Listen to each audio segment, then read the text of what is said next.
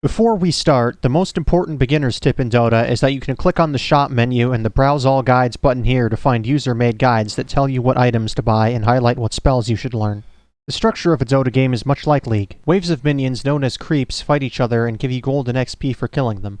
Your goal is to destroy towers and barracks, known as inhibitors in League, which make the creeps stronger, and eventually destroy the ancient here to win the game.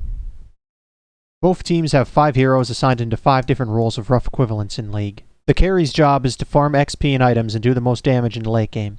Mid laners face each other one-on-one, gaining items and using them to fight early. Instead of top laners, Dota has off laners. Since the map is asymmetrical, off laners face the other team's support and carry, not the other team's off laner. Like top laners, they're hard to kill and good at starting fights. Instead of a jungler, Dota teams have 2 supports. Usually one support roams between lanes providing ganks like junglers, while the other is focused on placing wards and helping the team. Your general strategy is to have one support in each lane with the carry in the safe lane, but be ready to switch lanes if needed. Characters in Dota have stats such as mana and health, but they also have 3 new types of stats: Strength, Agility, and Intelligence. These stats increase your other stats.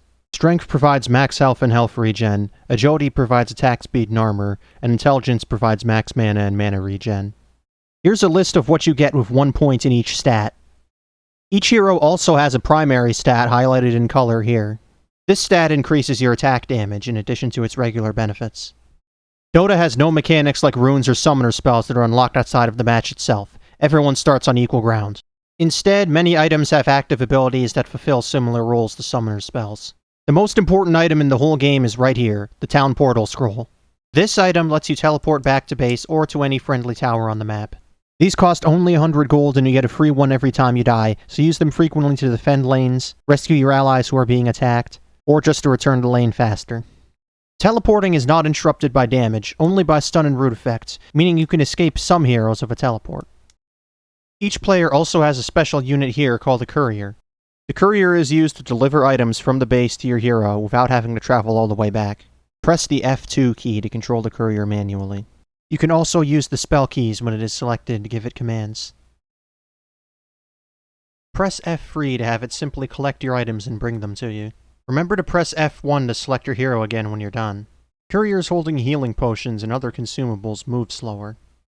In addition to items purchased from the shop, each jungle creep has a small chance of dropping neutral items, which are unique items that have their own inventory slot and can be shared between teammates.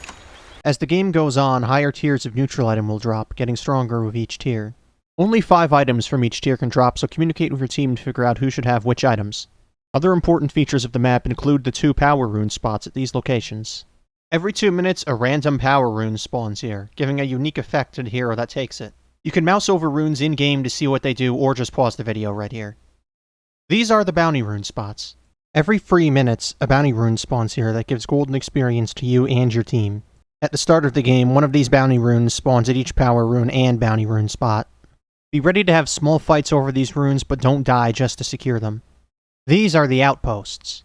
Each outpost starts out controlled by one team, and after that team loses at least one tier 2 tower, the other team can steal the outpost. Outposts provide vision and experience to the whole team and can be teleported to at a slower speed than towers. This is Roshan's Pit. Roshan is a big boss monster that drops a one-time use item that causes the person carrying it to resurrect 5 seconds after death at the spot they died.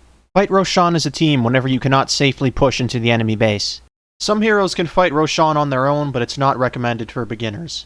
Finally, these buttons next to the minimap are global powers that share a cooldown across all team members. They are the Scan and the Glyph.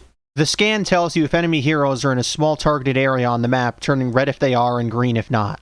The Glyph makes your towers and creeps immune to damage for a few seconds. Use these at critical moments to get information before a fight or to buy your building some extra time. When a tier 1 tower is destroyed, the Glyph refreshes. And that's it, good luck!